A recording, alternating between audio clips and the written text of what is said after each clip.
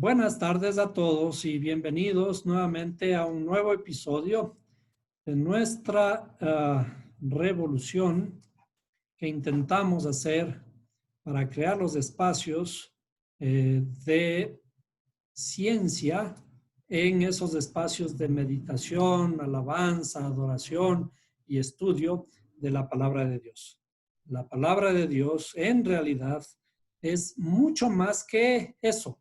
Es también ciencia y por lo tanto la ciencia es reflexión, razonamiento, porque podemos también aplicar los pensamientos hebreos sin ningún problema al razonamiento, a lo que pensamos que no es fe. Conocemos de la fe que es, nos enseñaron es algo ciego, es algo que tenemos que creer sin ver. Pero en realidad todo esto se trata de razonamiento, de aplicar nuestra razón, de sacar nuestras conclusiones, profundizando en la escritura para lograr crear en nuestra interioridad seguridad acerca de el mundo en el que vivimos. El mundo en el que vivimos tenemos que conocerlo y para conocerlo tenemos que utilizar las ciencias y las ciencias básicamente son razonamiento, encontrar las leyes de la naturaleza en todo lo que vemos, en el movimiento, en la aceleración, en la caída de los objetos, en cómo está constituido el mundo en el que vivimos. Entonces, la historia de hoy se trata de la historia de Jonás. Todos conocemos, habremos leído, nos enseñaron particularmente de pequeños la historia de un profeta desobediente. Un profeta que se le revela a Dios y le da un mandato. Le dice, ve a Nínive y anúnciales que por su maldad Nínive será destruida. Así que le dice, levántate, esa es una orden. Generalmente cuando viene del Creador le dice, levántate y ve. Efectivamente, Jonás se levanta, pero no se va al destino que le había encomendado el Creador, sino que se va opuesto, en una dirección completamente opuesta, hacia Tarsis, y sabemos por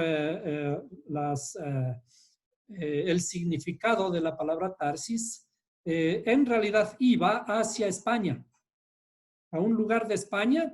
A España se le conocía como Tarsis desde en esa época en el hebreo antiguo, y por lo tanto Nínive quedaba diametralmente opuesto a esa dirección. Es decir, el Creador le manda para un lado, pero él decide irse por otro lado.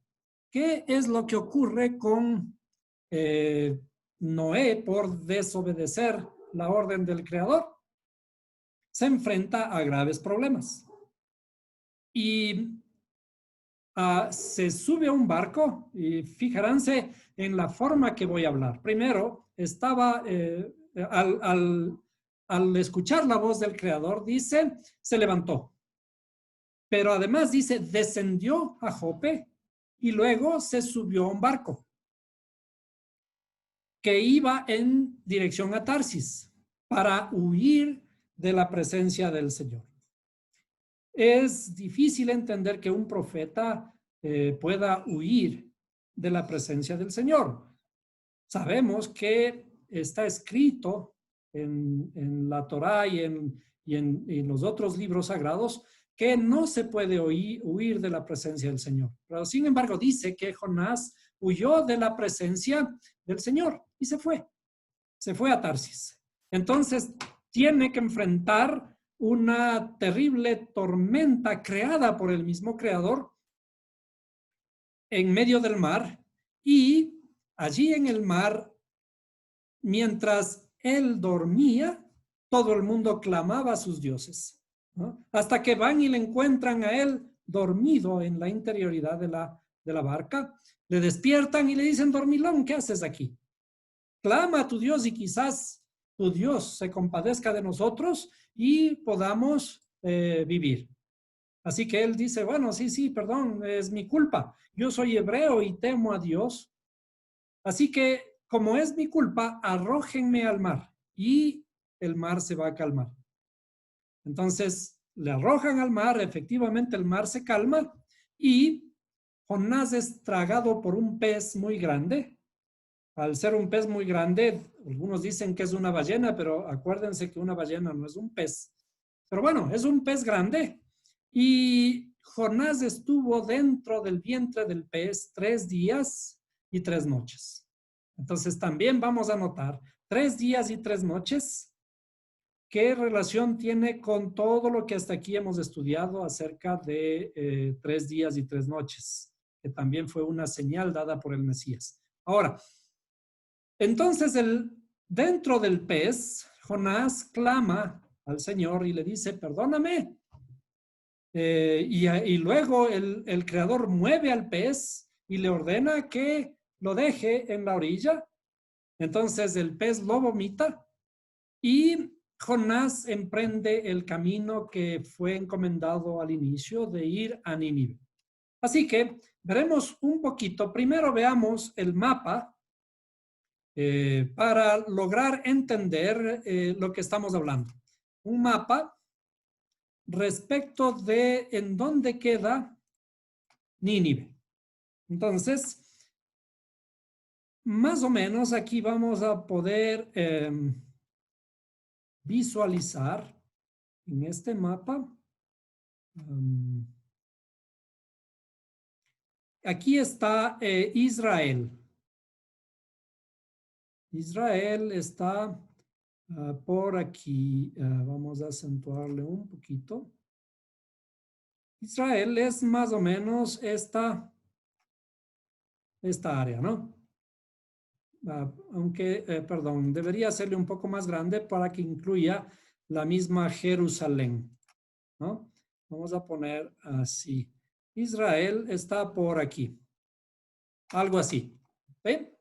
Entonces, Jonás dice que se fue, descendió a Jope. Eso significa que estaba más o menos por aquí arriba. Así que desciende a Jope y allí se embarca en un barco que le llevó en esta dirección, por aquí, hacia acá. España está por acá, ¿no es cierto? Estamos en el mar Mediterráneo. España está al inicio del mar Mediterráneo, a la izquierda, ¿no?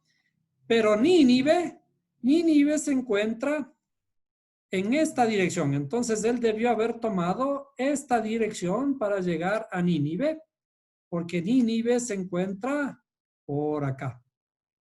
¿Ah? Entonces, en esta parte, más o menos por el lugar, se le conoce esto como la Mesopotamia.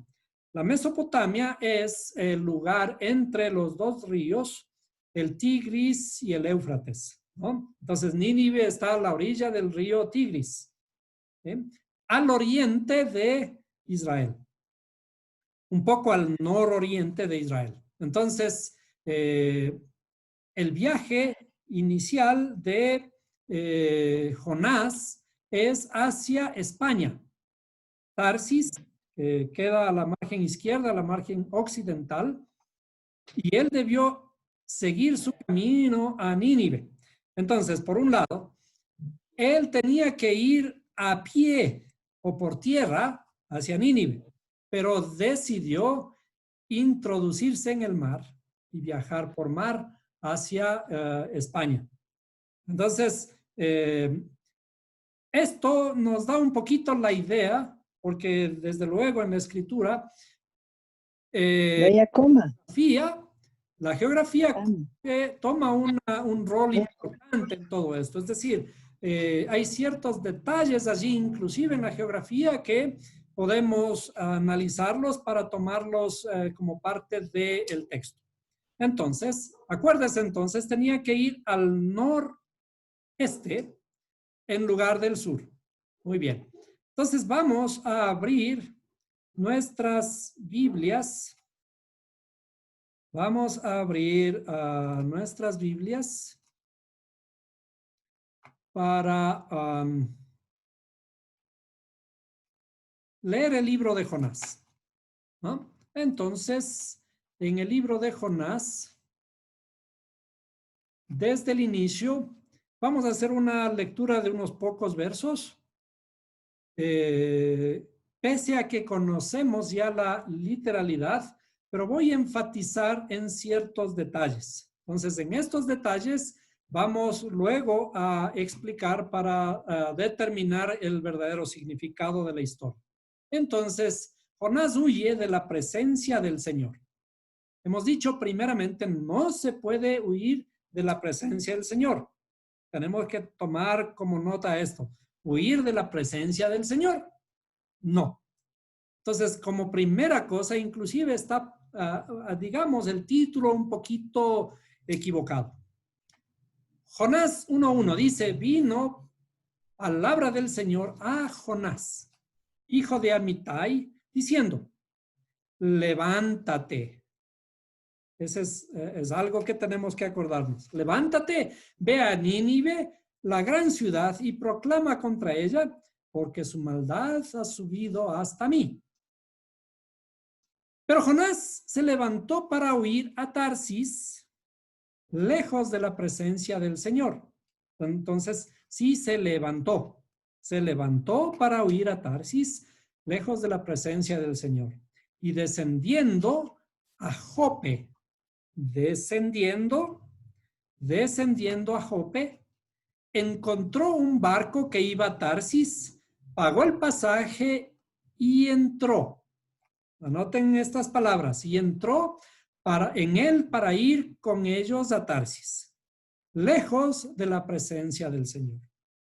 Y el Señor desató sobre el mar un fuerte viento. Y hubo una tempestad tan grande en el mar que el barco estuvo a punto de romperse. Voy a hacerle, perdón, un poquito más grande.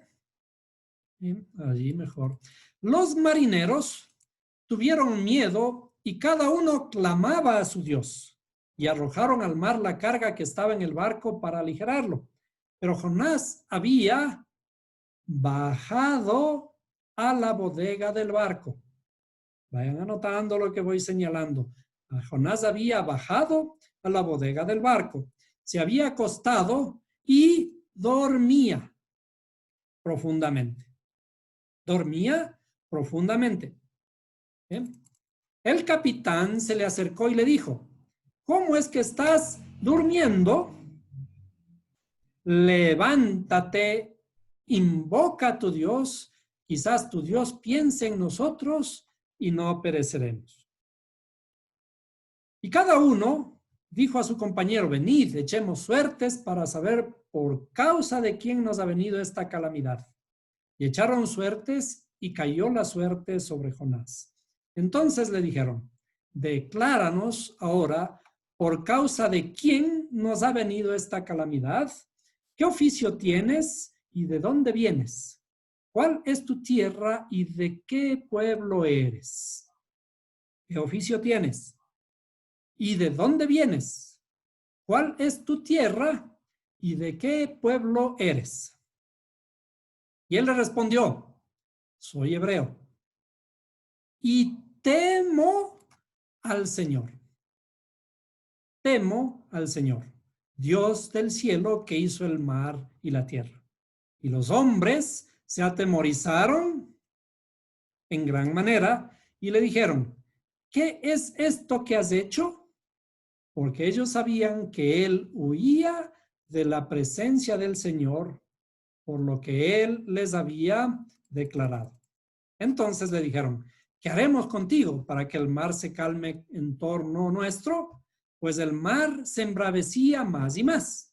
Y él les dijo, tomadme y lanzadme al mar, y el mar se calmará en torno vuestro, pues yo sé que por mi causa ha venido esta gran tempestad sobre nosotros, sobre vosotros.